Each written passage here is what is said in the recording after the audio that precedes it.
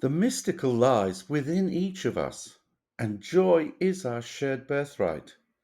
So join me, Dr. Shimon de Valencia, as we explore the esoteric, the eclectic, and the mystical baths born of our shared search for meaning and the joy that they can bring with each step we take along the way. When Kurt Jaspers, at the turn of last century, that's the beginning of the 20th century, coined the phrase the Axial Age, he was beginning a process by which we were beginning to understand and contextualize the previous 2,000 years of our history. And he would not have known when he did this that in many ways this summation of where we have come from would happen at the start of a period of intense transformative change. According to Jaspers, the Axial Age involved universalizing modes of thought which appeared in Persia, India, China, the Middle East, and the Greco-Roman world, flowering ultimately in Alexandria. And in many ways, he was not able to understand why this happened because there did not seem to be an obvious admixture between these cultures. What he was missing, of course, was the archaeological revolution that was to happen through most of the 20th century, where we began to appreciate the interconnectedness that existed amongst the ancient world, mainly through trade, to a degree through invasion, but most of this seems to have been as a result of trade, and trade that was occurring along what eventually became the Silk Road. And in the ferment of people coming together in communities that no longer exist, but they met to trade, to exchange goods for gold or for other goods, to barter. They also exchanged ideas. And what emerged out of this, approximately 800 to 300 BCE, was a shift in how we saw the way the world worked. Rather than taking for granted that the world exists, we began to think about how do we interact in our universe? How does it come about? Indeed, how does existence exist?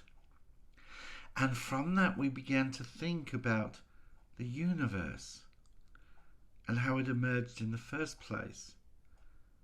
And we moved away from simply propitiating deities, accepting stories that had evolved from the fires that our first ancestors gathered around, into trying to come to an ordered understanding of existence.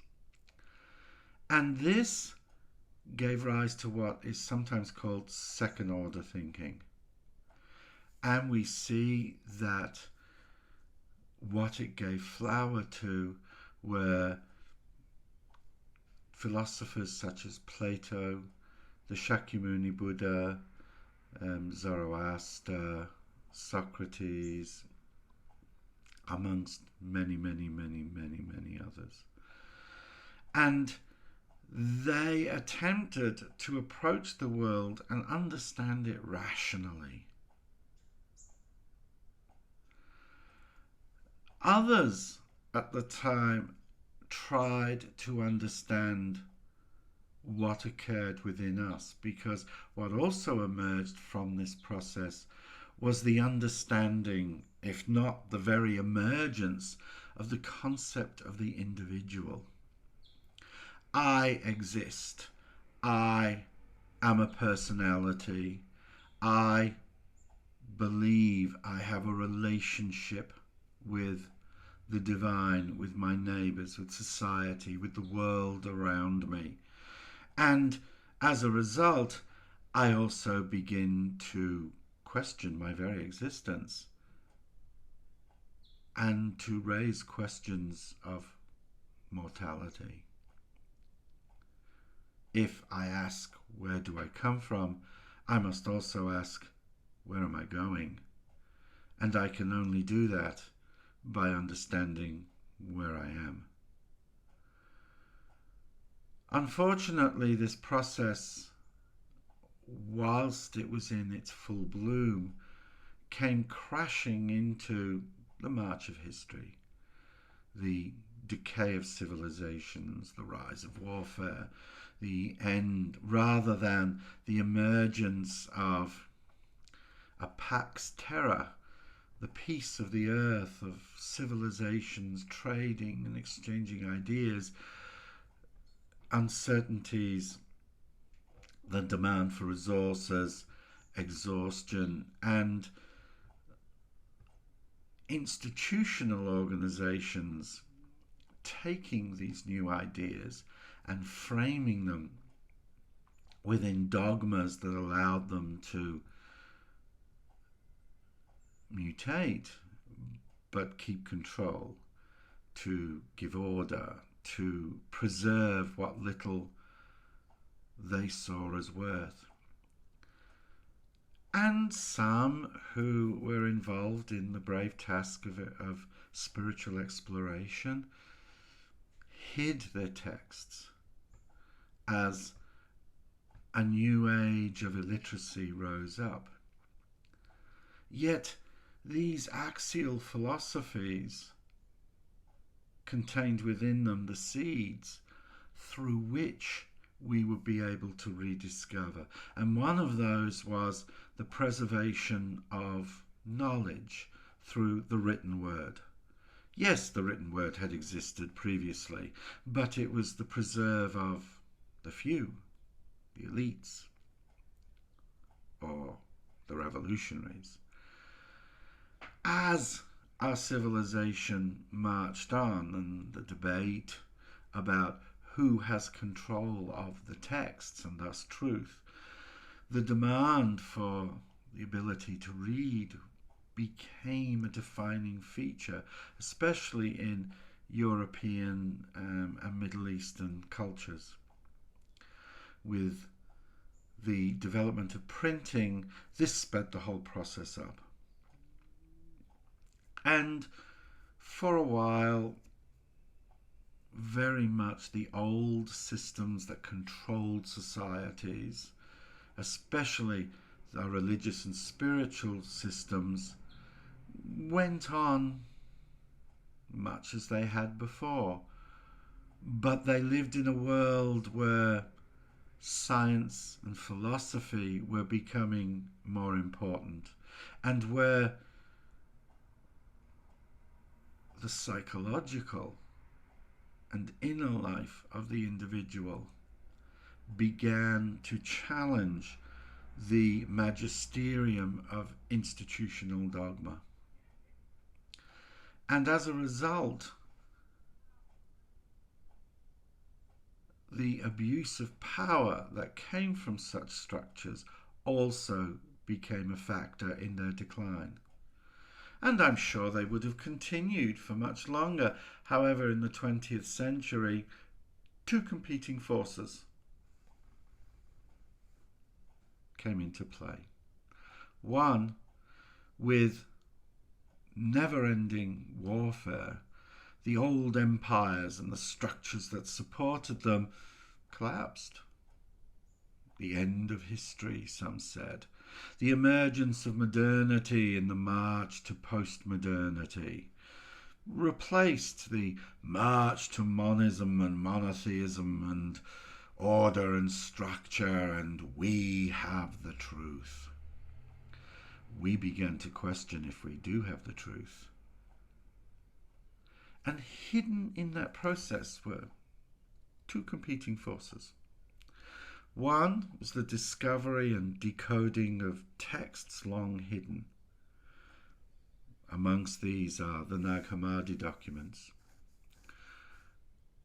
And they're being taken up, their cause being taken up by psychologists and philosophers, especially the Jungians. The other came about very much because of political control and conquest. With China's conquering Tibet, ideas and technologies long hidden and preserved, admittedly, within the ownership of an elite, began to move into the West. And slowly their texts were translated. Evans Wentz's The Six Secret Yogas of Tibet is an excellent example, but essentially it was as if you were translating the instruction manual for a computer without having the computer there in front of you. These were meant to be living traditions that were transmitted within a holistic structure that included oral instruction as well as what was written. And these technologies were largely spiritual, but also psychological, and in many ways embraced the new definition for gnosis, that is, spiritual traditions which are geared towards the awakening of within. As the Gospel of Thomas said, if, as they say, you are my friend and true companion, then I would say examine yourself.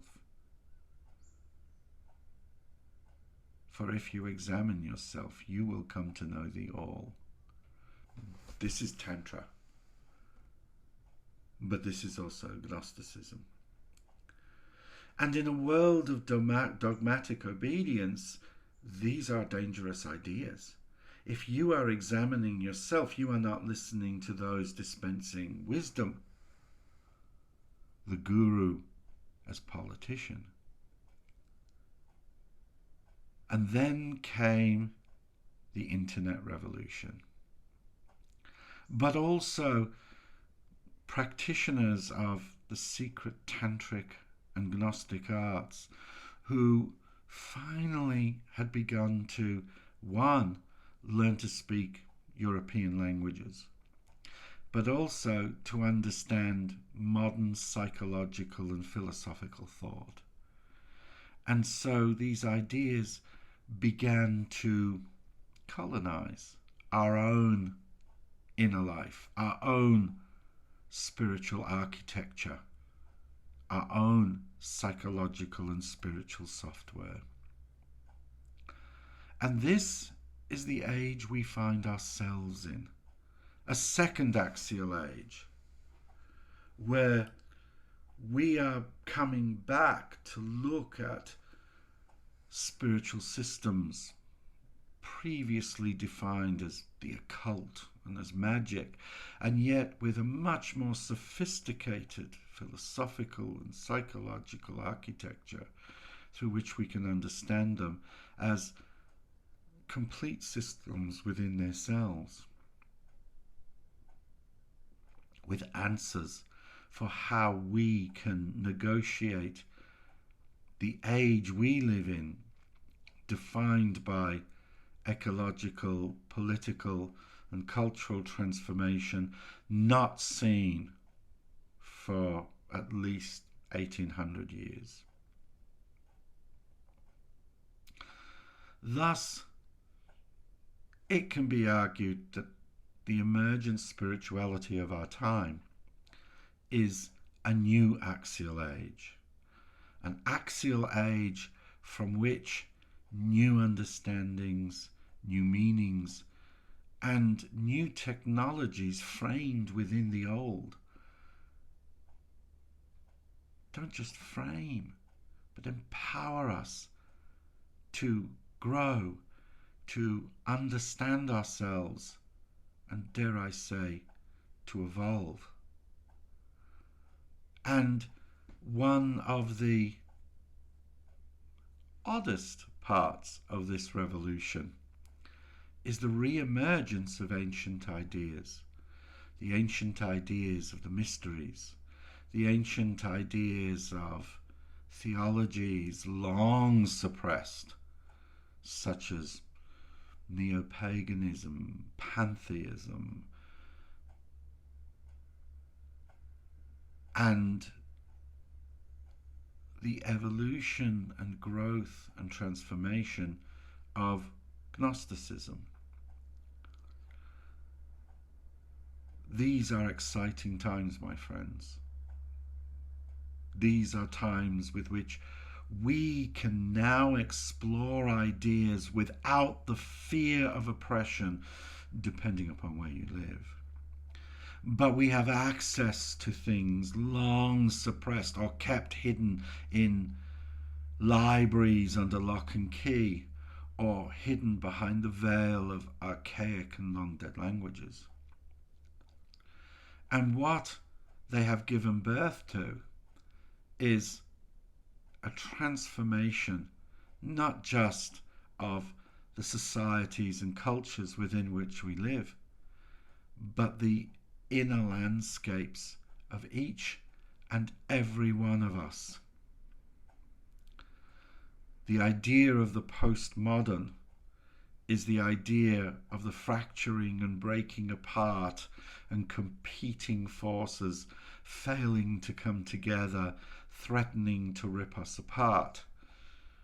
But this is the viewpoint from those still caught in their tower moment. For those familiar with the tarot symbolism, they are living in their fortresses, hoping to weather the storms around.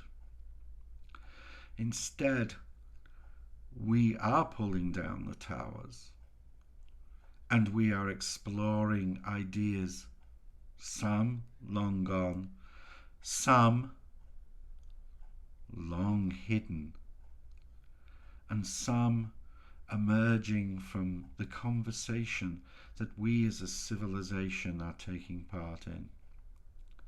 And so, rather than seeing it as some postmodernist hell, I would argue, and I am not alone in this, that we are in fact at the beginning stages of a new axial age. One where we, as an individual and as a collective identity, are redefining ourselves and rediscovering ourselves, and where we are also rediscovering the treasures long buried. And what is truly revelatory is that these treasures speak very much to who we are now and in the future in our ever-emerging journey through this axial moment in the evolution of our species and of our consciousness. I am the Merry Mystic, and I thank you for your time and look forward to the next time when we can begin to explore the intricacies of some of these technologies and how we can make them live in our own lives today to give ourselves meaning